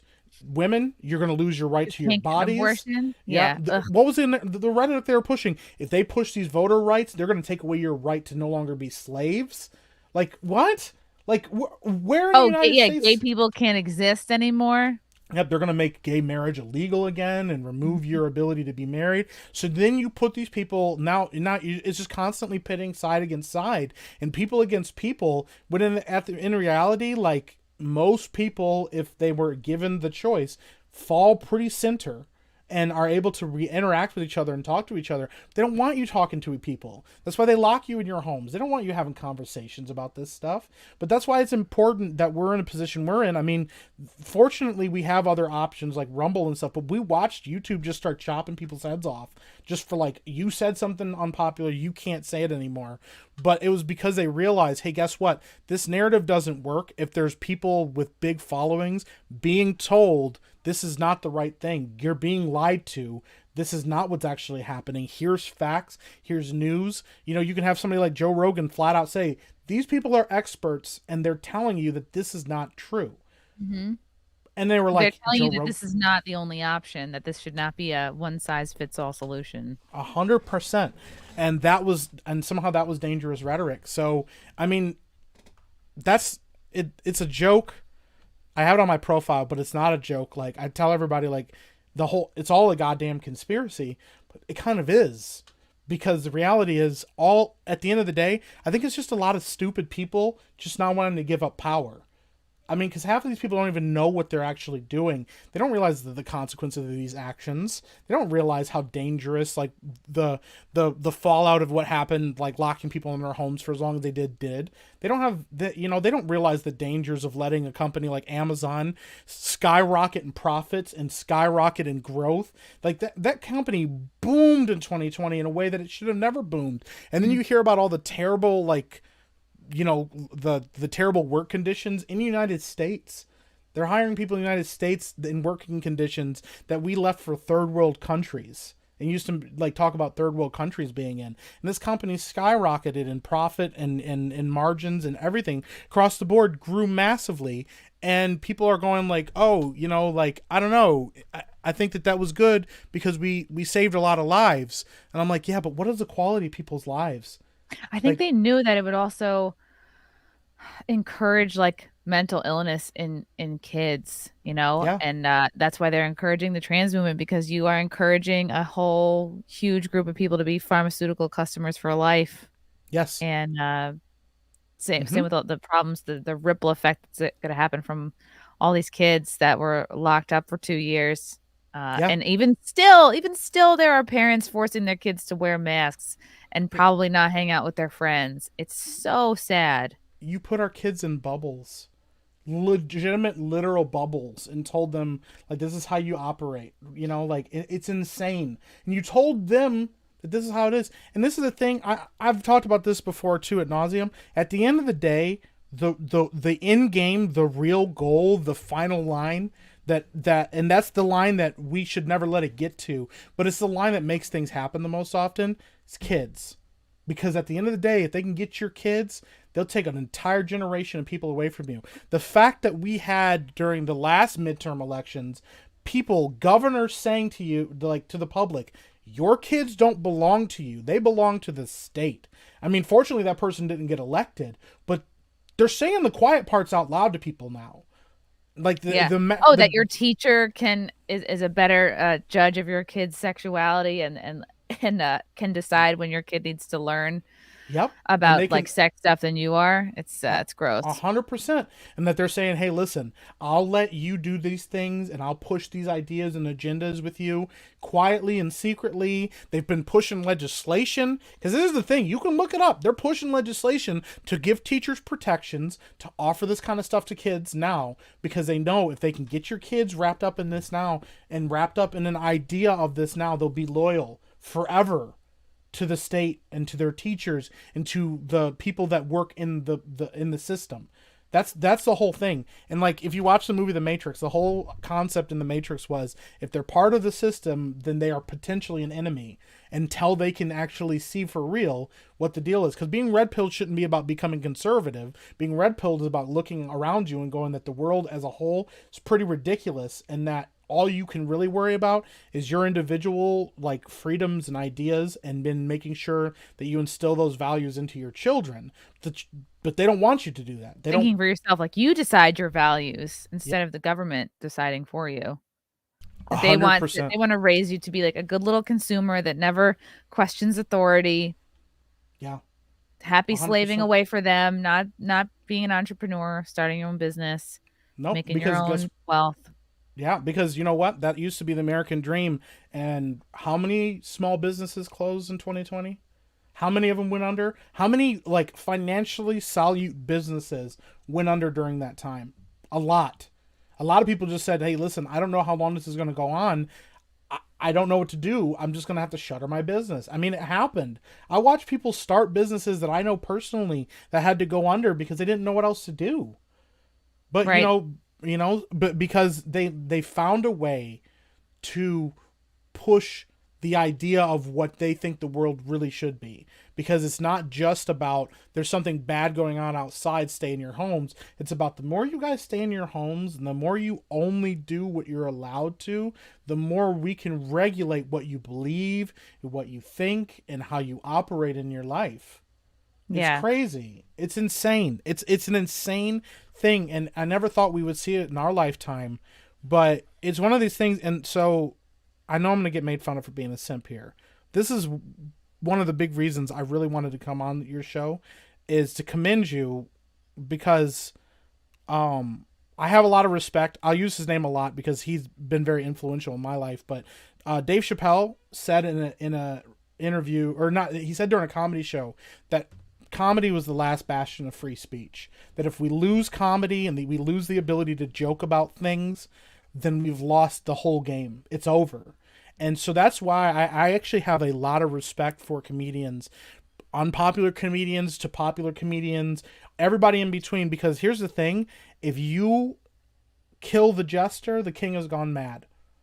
And the thing is, like, I have a lot of respect for people that are going, hey, listen, I'm going to make jokes about stuff and I'm going to make light about things, but I'm also going to talk about things that need to be talked about. Like, it's important to talk about mental health. It's important to talk about how ridiculous the system is on both sides, not just one or the other. I know, I get it. I knew I was going to, but like, no man, like that's why I love doing comedy. It's a laugh is yes, part of it's ego. You feel good to make people laugh, you feel good about yourself, but it is a laugh is a recognition of the same reality, and they don't want people agreeing with one another on what they want. Same thing, they want their version of reality. They don't want any truth tellers to have any say. 100%. And here's like, because it's funny, I watched, I talked about this before too, but I don't know. Ricky Gervais did a special. I don't always like what Ricky Gervais has to say, and I don't think that he should be like the cornerstone of free speech. I think there needs to be a massive grouping of comedians, but he made a joke on his show about, he was talking about how we're in a time and day and age where certain jokes are not okay. And so Dave Chappelle making the jokes he made about trans people and stuff like that isn't okay. It's not acceptable. But then he turned on and made a joke about jerking off to a picture of baby Hitler in his basement. And people laughed. They laughed really hard. And then right after that, he made a joke about trans people. And nobody laughed. And like, not as many people laughed. People did laugh. And he goes, why are you not laughing? Why is it that that's funny? Like, but that's if you really think about the optics of that joke, it's heinous. It's like a horrible, horrible joke, but it's acceptable because like it's okay. But then if you go back to like when Mel Brooks was doing the producers for the first time, people were like, you can't make a stage play about Hitler. You can't have people Nazi saluting on the stage. And he goes, no, I'm going to make that joke because, first of all, it is funny. And second of all, because I am actually actively mocking the man that hurt my people. Because that's actually how you rinse it, is like going, hey, the people that are actually ridiculous, the people that are actually like evil people need to be mocked and shamed. And if those people are actually mocked and shamed, they lose power. What they don't, but what actually is happening now is the rhetoric pushes people to farther extremes, and the only answer once people get to a level of extremism is for there to be an explosion of like reaction. Because if you believe that, like if Trump wins, or if you believe that if Biden wins, or whoever wins, that your life is in danger, then you're going to respond like a person whose life is in danger. You'll either run and hide. Programming. Yeah. And if the insult of anti-Semitic or racist, if that becomes like a hot stove, those words become like a hot stove, you're like, oh, I have to get away from it, instead of like, no, let's have these insults just be words, and let's lean into what this is, and let's learn about the circumstances which led to this actually happening. Let's talk about the psychology and the group mind that led to people going along with just following orders, that led to the Holocaust and doing horrible things. Yeah. Yep. And if you can make people laugh when you do it, you disarm people. Yeah. It's hard to be mad at somebody that makes you laugh about something. Like and like we talked about earlier, like me being with a group of my friends. I'm still not going to cough out loud on your show. Me being a group of my friends and then making fun of me for being the light-skinned or being fat or whatever the thing is they used to pick on me about. Like, it's disarming because we're all making fun of each other. And so there isn't a targeted like, hey, I'm going to judge you because of a thing about you. It's, hey, we're making fun of and making light of things, but at the end of the day, we know we're all good, because if you can laugh, you know that the fusion and it diffuses all the tension in something. It's when people aren't laughing anymore that it gets scary. Like imagine but that's the other thing too with a comedian. That's the risk you guys run when you do comedy. Imagine you go up there and you do an entire set and not a single person laughs. It's called bombing. It's like the worst thing that happened to a comedian. A not funny comedian doesn't get work. No sound at all. Like even a groan is better than silence, because it's like you're making a person feel something. Yeah, absolutely. But that silence is terrifying, like you said. So I think it's important, and I think that what you're doing, I miss that Milo kind of went base and is trying to be more serious, because I much preferred the fun Milo. I preferred the gay Jewish black guy Milo. Yeah. To be, Yeah. This was from something I had up before. This was posted. This goes along with the theory that Milo is just involved with Kanye to sandbag the whole operation. So this is I guess this is a Milo True Social post. Trump's SCOTUS appointments were pointless.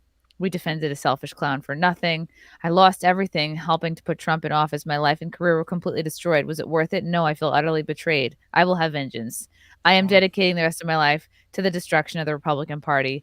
Burn the Republican Party to the fucking ground. Wow. So I'm not on True Social at all, so yeah, I'm on there occasionally. Yeah. I didn't even know he said that. That's pretty crazy. But it's kind of telling about who he's hanging out with now. Yeah. Yeah. And I think let's cleanse not that we need a palate cleanser, but I just saw this was funny, and I want to darn, where'd it go? Oh man, it was so funny. It's this meme thing. Okay, here we go.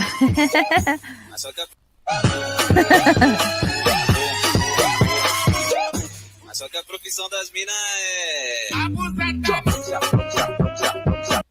going to mute the music in case it's copyright. I just saw this person is basically building a Tesla out of Elon Musk parts. That's actually pretty great. This I would drive. I'd be seen driving this around town. Oh, hell yeah. Yeah, an Elon special. Yeah. Yeah. That's actually really fucking funny. What do you think about people giving away back their Teslas now that Elon bought I think Twitter? it's stupid virtue signaling. It's like, you know, the same people I think who ran out and bought Teslas are the same people who wanted to virtue signal about being good little climate change helpers, because most people don't have the money to go out and buy a new car, particularly if it's going to be a much more expensive car than a regular car. So if you're going to trade back your Tesla just to virtue signal, which is the same reason that you bought it for, then it's like, all right. Yeah, what are you doing? I'm like, I'll happily take your Tesla if you don't want it anymore. Yeah. Yeah, especially if you're Alyssa Milano and you traded in for a VW. Yeah, I was like, you really didn't think that one through, sweetie, did you? And then the Hodge twins point out, like, no, Volkswagen was also started by the you-know-who's. Yeah. Yeah, two black guys pointing that out. Like, yeah, how do you fight your way out of that? But, the sad thing is now, like... Damn it, I coughed. The sad thing is, like, now even check boxes are like not working anymore. Like, I was kind of excited for a little while there. I was like, oh sweet, like being a black dude, I can like maybe like, I don't know, get something going, like get some free handouts, some of that Black Lives Matter money or something. And nothing. I didn't get anything because they're like, well, you're a black man, which is basically the white men of ethnic people. So like, really, let's chill out a little bit here, okay? I was like, damn it, I missed the boat.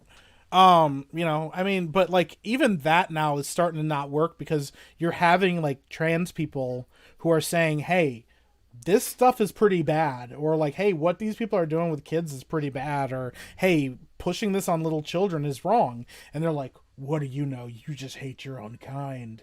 And you're like, I don't know. I used to think those people were uncancelable, but now we're getting to a point where the system is like almost it has to implode on itself because you can't, I don't know, like, Kanye should have been untouchable. Like, he's not anymore. Like, he said it. He's being like, black is not enough anymore. Yeah, being what black kind of world isn't we enough. living in? Yeah. Yeah, I know. You're going to attack black people now. It's like, so now it's like, I don't know. It's funny. So the left, the Democrats, they thrive off of there being a victim group or victim groups plural. So for decades, and I feel like it's always kind of simmering. They like to think that it's black people. They like to make black people think that they can't accomplish what they want in life because of the patriarchy, white people, whatever, colonizers, etc. And now we have this new victim group that's become in vogue last couple of years, trans people, and of course trans kids. But now it's like, you look into what's actually going on, that's bad press there. I feel like they're pulling back from that because it's hard to make that argument for trans kids when it's mental illness and you're literally mutilating kids, taking advantage of them. And so now it's almost like, ooh, who's the next victim group du jour? And now I feel like it's back around to like Jewish people again. And if you search this, if you search like anti-Semitism, they are so desperate to make it hot again when it's like, in your daily life, are people ever talking shit about Jews? Really? No. Like you made a really good point about Kanye not being a good public speaker. And it's like, he wasn't saying like Hitler is a good person. He was coming from a position of like, be Christ-like in learn about your enemies, love your enemies, like want good for all people, pray for all people, give second chances, etc. He wasn't, but of course it's so easy to just soundbite that. But it is interesting to see like how they keep this victim machine going. 100%. And if it was easy to love everybody, then like the idea of Christ being perfect wouldn't be like a thing. If it was easy to just be like, I love everybody, but the whole thing is like Kanye saying I love Hitler is a terrible soundbite that they were going to take out of context no matter what, because you can't say it. But if you say I'm going to love my enemies regardless, but here's the side of it too that Kanye's missing. If you're going to love your enemies, you got to love the Jewish people that are persecuting you too. You gotta love them all. You can't just blame. You can't be mad at one group for attacking you. And Kanye is notorious for lashing out at people that are attacking him.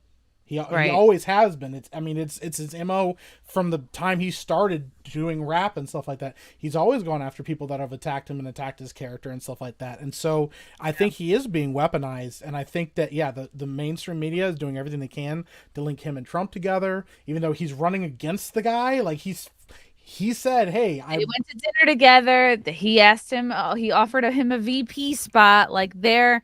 And all throughout, probably Tim's show, but also InfoWars, what are they all saying? I love Trump. Kanye's saying he loves Trump. Fuentes is saying he loves Trump. Milo kind of whatever. But they're all saying that they love Trump still. So it's like the link has been made. Yeah. They all went to dinner together. They're all at Mar-a-Lago. So now it's like they're all evil, they're all bad, and they can tie everything, on them now. And they can put whatever shit sticks to any of them will stick to all of them now, unfortunately. And it's like, I imagine if you're married to someone who is like a multi-millionaire, you break up, like she owns many businesses, and then you still have to pay her $200K a month for child support. That could make someone crazy. Yeah, I would, especially because she was wealthier than he was. I don't get it. I don't understand. She had more money than he did, but if you make him crazy, then they take his kids away, and stuff like that. I mean, but that's the thing too. It's that the stereotype of like a black father having to pay child support, like to his 4 kids from his baby mama now, like, and they don't even see the irony in that. Like, you can't even see what the irony. It's gross. And I'm like, what the fuck are you spending $200K a month on for kids? What are they eating? Peanut butter and caviar sandwiches? Like what? Why? You gotta have those gold flakes on your steaks and stuff. I guess you can make the argument like the security. Like I guess they've had to hire extra security at their school, just security for them in general. But it's like they don't need to be wearing Louis Vuitton, okay? Like they're all shitting their pants still in one way or another. Like I don't know. I just think like $200K, that would be a really nice living for a whole family to make for a year. It's just gross. Yeah, I would take $200K for a year. Hell yeah. Yeah.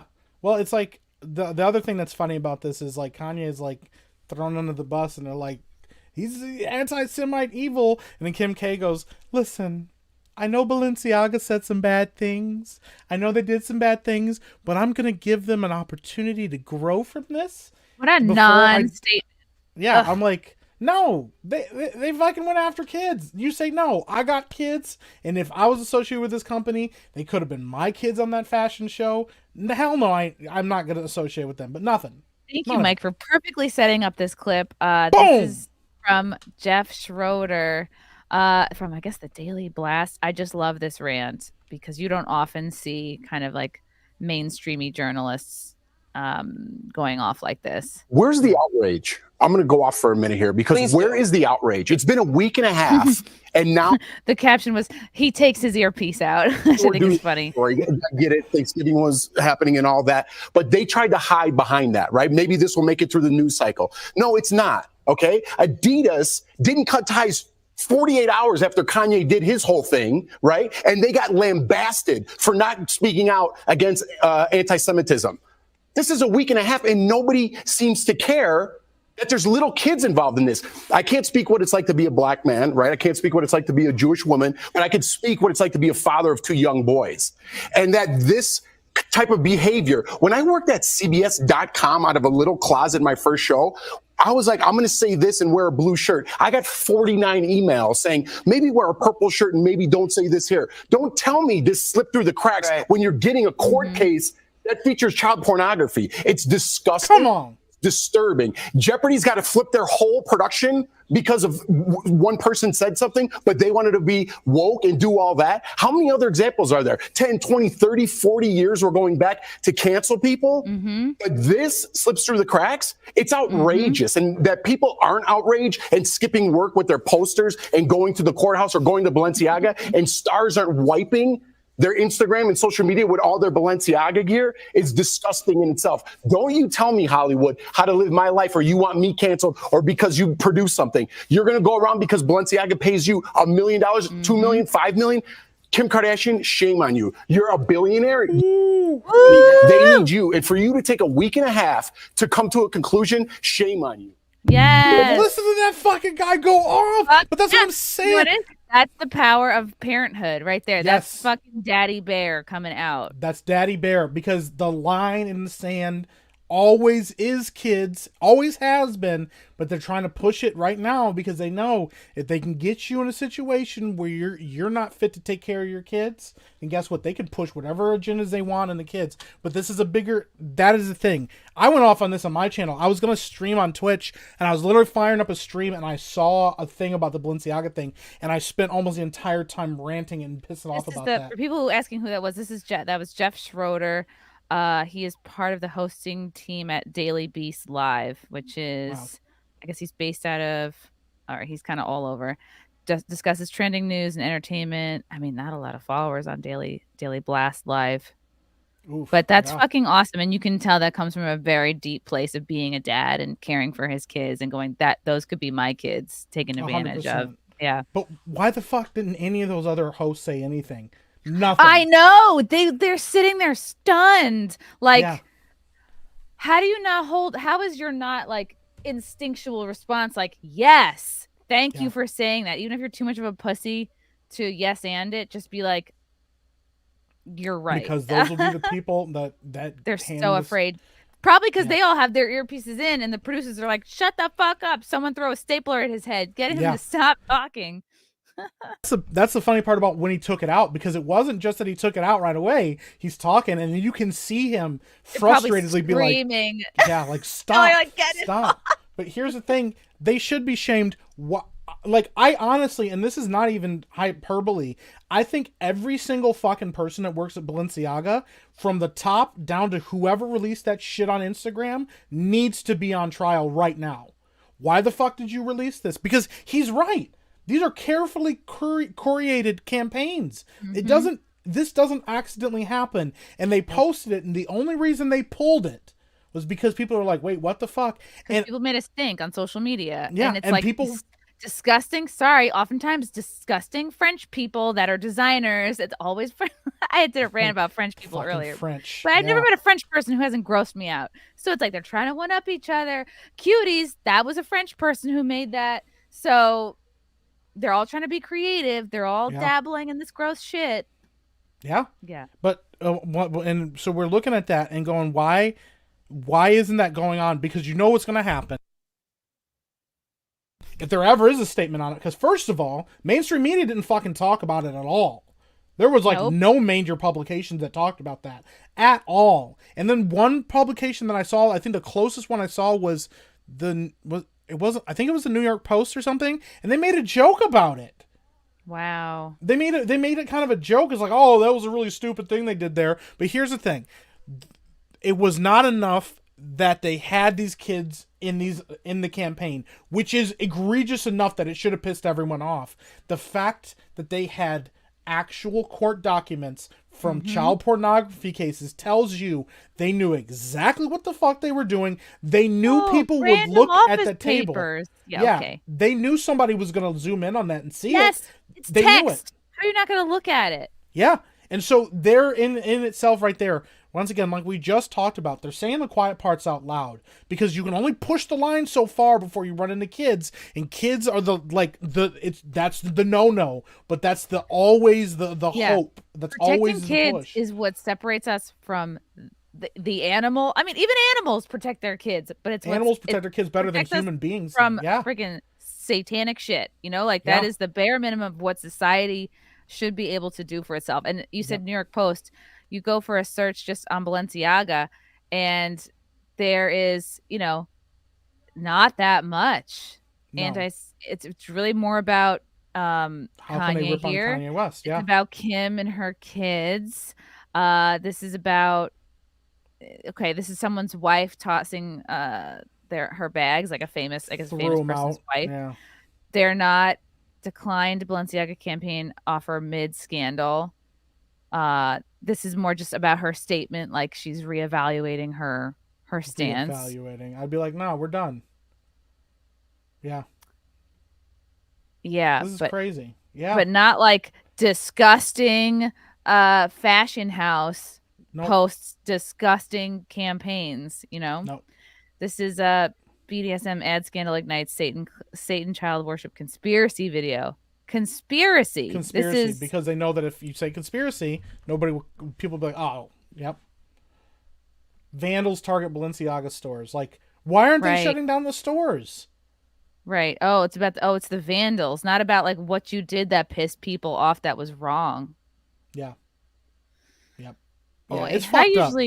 I usually do like the New York Post. I mean, I still do, but it's like, yeah, I think whoever, you don't want to write this article and then you're like, oh, I'm not getting hired anymore because I called too people real. out.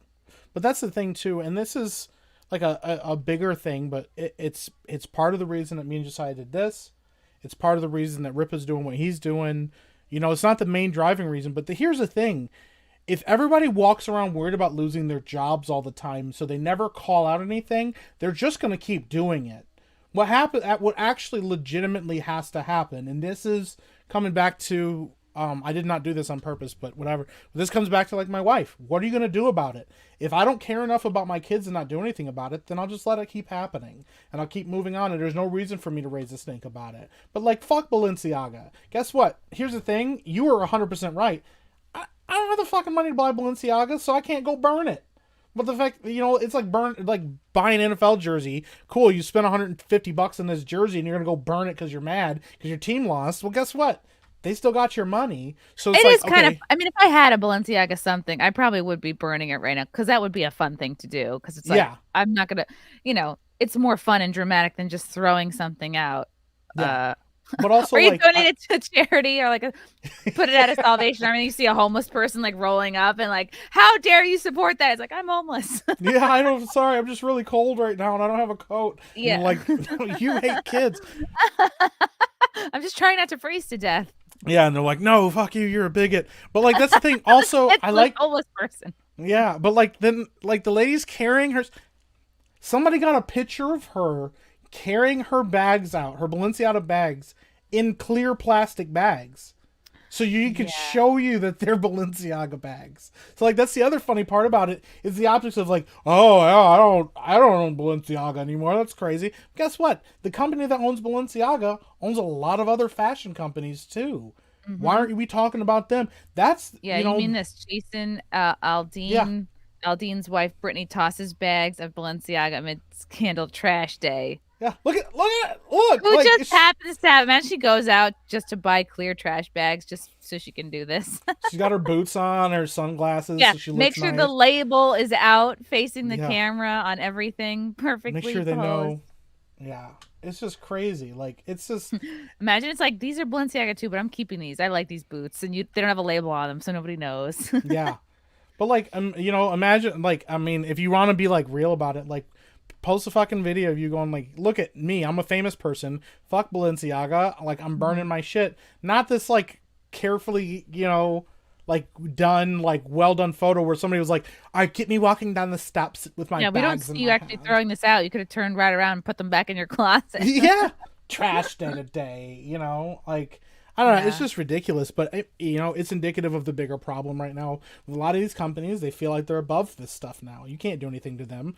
Kanye was just like with Trump, like he's like in the industries, he flat out said like I could say anti-Semitic shit and you're not gonna do anything to me about it. And then they did something about it because they were like, fuck, we gotta throw this guy under the bus. But like, you know, there was like a little while ago, like I talked about this on another stream where Adidas, like back in 2010, had a campaign for Juneteenth where they had tennis shoes that had slave bracers on them.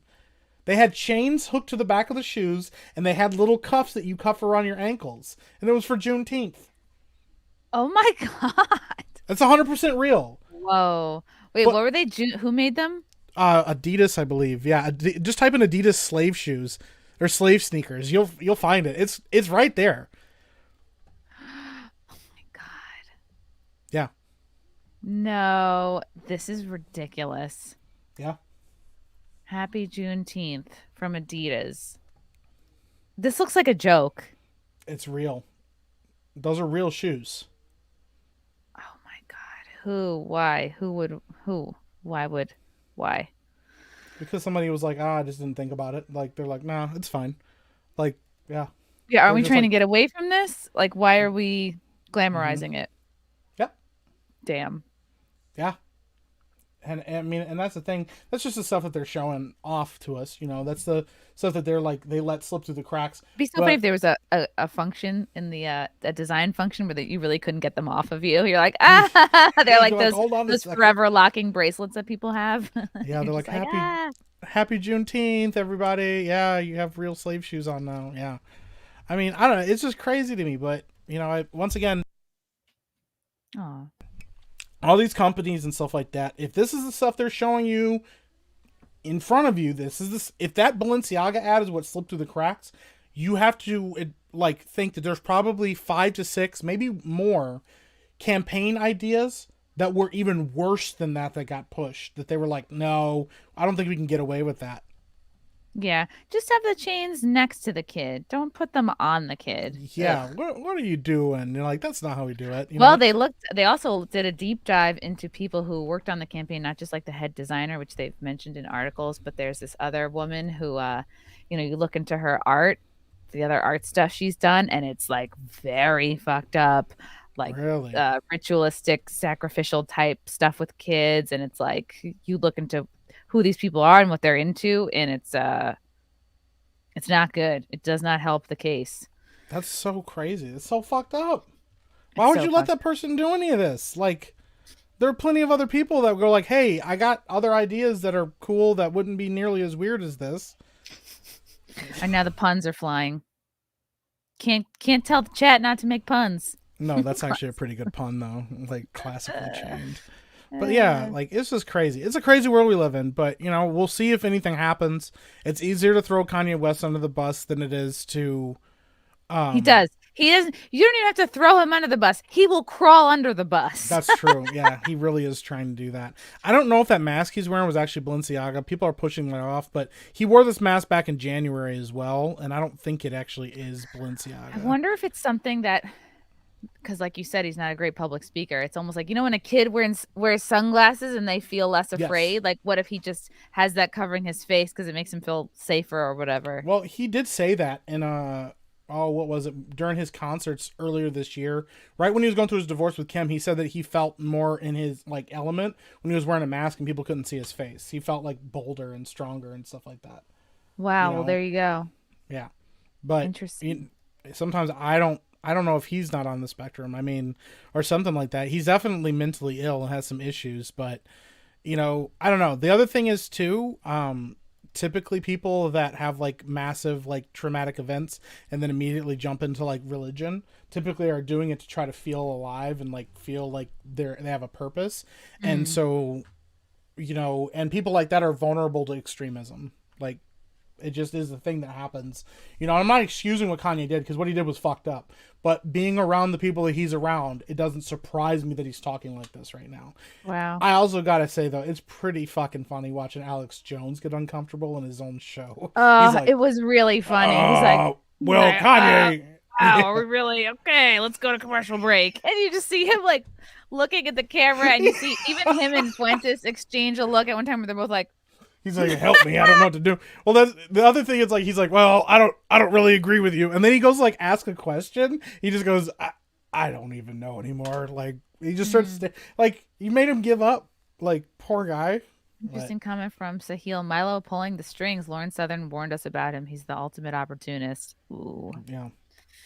Yeah.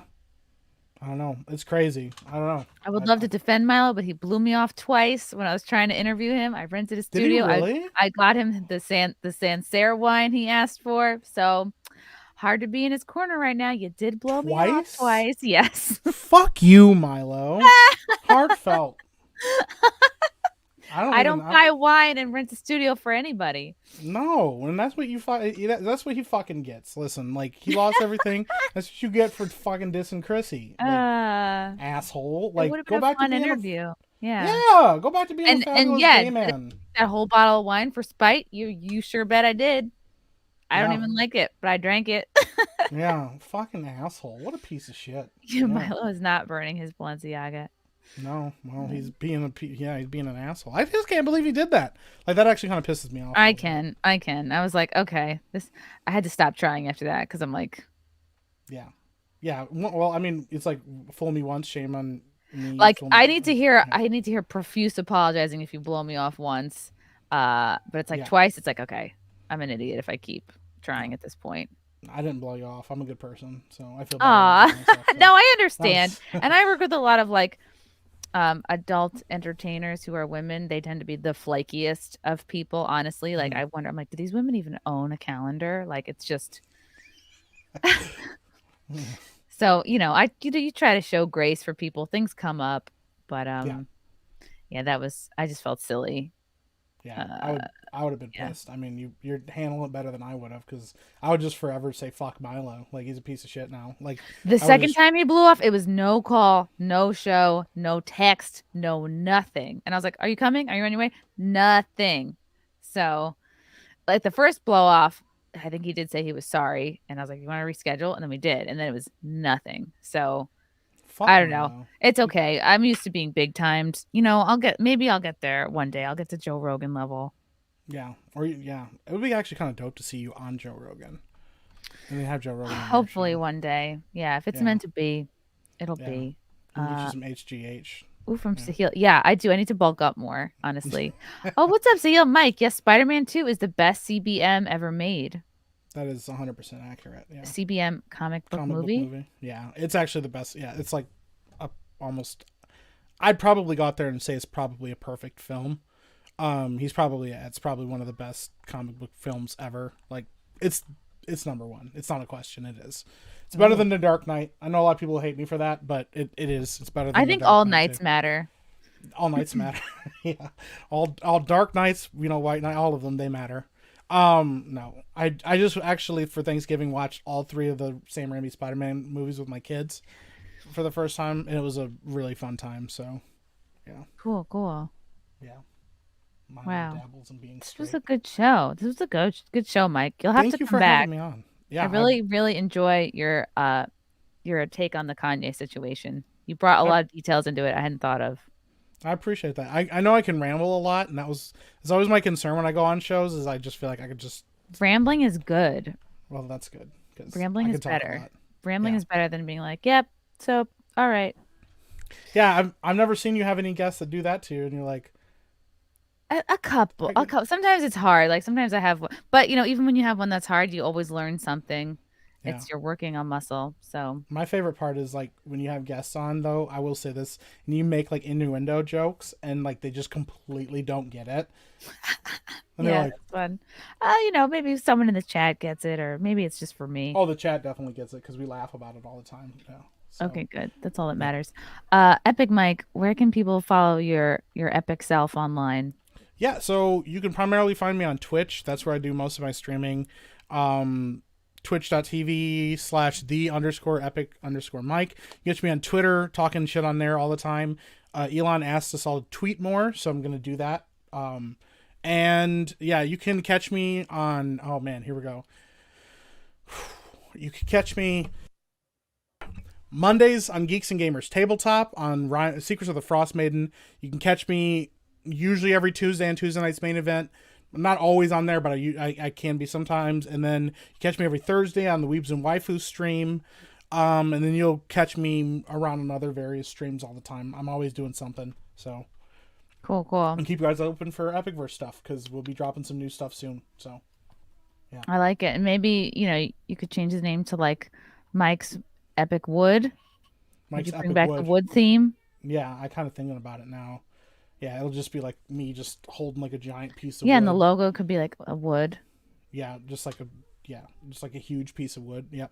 It'd be me like grabbing it and like bending over. Yeah, and maybe putting if it in you something. want to shoot adult content, there could be like a subgroup, Epic Wood. It's just I don't wood. know. Yeah, like this is a wood themed bed, and yeah, wood themed lingerie. It's Wood just like burning oven. Yeah, that too. Yeah, sure. I went in a totally different direction with that one, but yeah. Awesome. Real quick, Everyone follow Mike. I saw somebody said Fartgate. I don't know who farted on the show. Okay, it wasn't me. I didn't fart. I will happily own if I fart Seems on like something. you farted. Look at this. I even I've muted myself every time I've coughed on this show. If I had to fart, I would have just let it rip, or I would have muted myself. Quartering was the one that called it out. I Imagine feel you like mute yourself and then you're just like, and you're like, oh, And then you're like, and I'm back. yeah. Listen, if Quartering says he heard it first, I don't know who it was. I don't know. I don't have an answer. Fargate continues. It's a fucking conspiracy. So Everyone follow Mike. Mike, you're the best. This was a lot of fun. thank you so much. Can't wait to have you back. Were you involved with the Dungeons and Dragons thing I did for the tabletop? I was. Yeah, Okay. I actually was. I want to do that again. That was really Yeah. fun. Yes, you were one of the Borgs. What are they Borgs? called? Ogres. Oh no, I was a paladin, but Whatever. Yeah, I killed you in Many a fight. characters. I killed Chrissie in D&D. So That was really fun. It was my it was first time so playing. good though. It was such a Laughed great so time. hard. I was like Chrissy's a like- Brosk org or something. Like a Well, Brosk. my favorite part was in your Ogre. chat, and you're like, "I don't know what I'm doing," and everybody's like, "Ha ha ha!" Oh, Chrissie, and you're like, "No, I don't know what I'm doing." And we're like, "Oh, let's help you out here." Yeah. So. You're like, but it's self-explanatory. I'm like, no, it's not. Oh shit! Thank you so much for having me on. I do. This was appreciate such a it. blast. Guys, we will be back at 9:00 with Allison Steinberg. I think she's an Nice. OAN reporter. This was fun. Thank you, Mike. Thanks to the chat for your comments and questions. Appreciate you. Until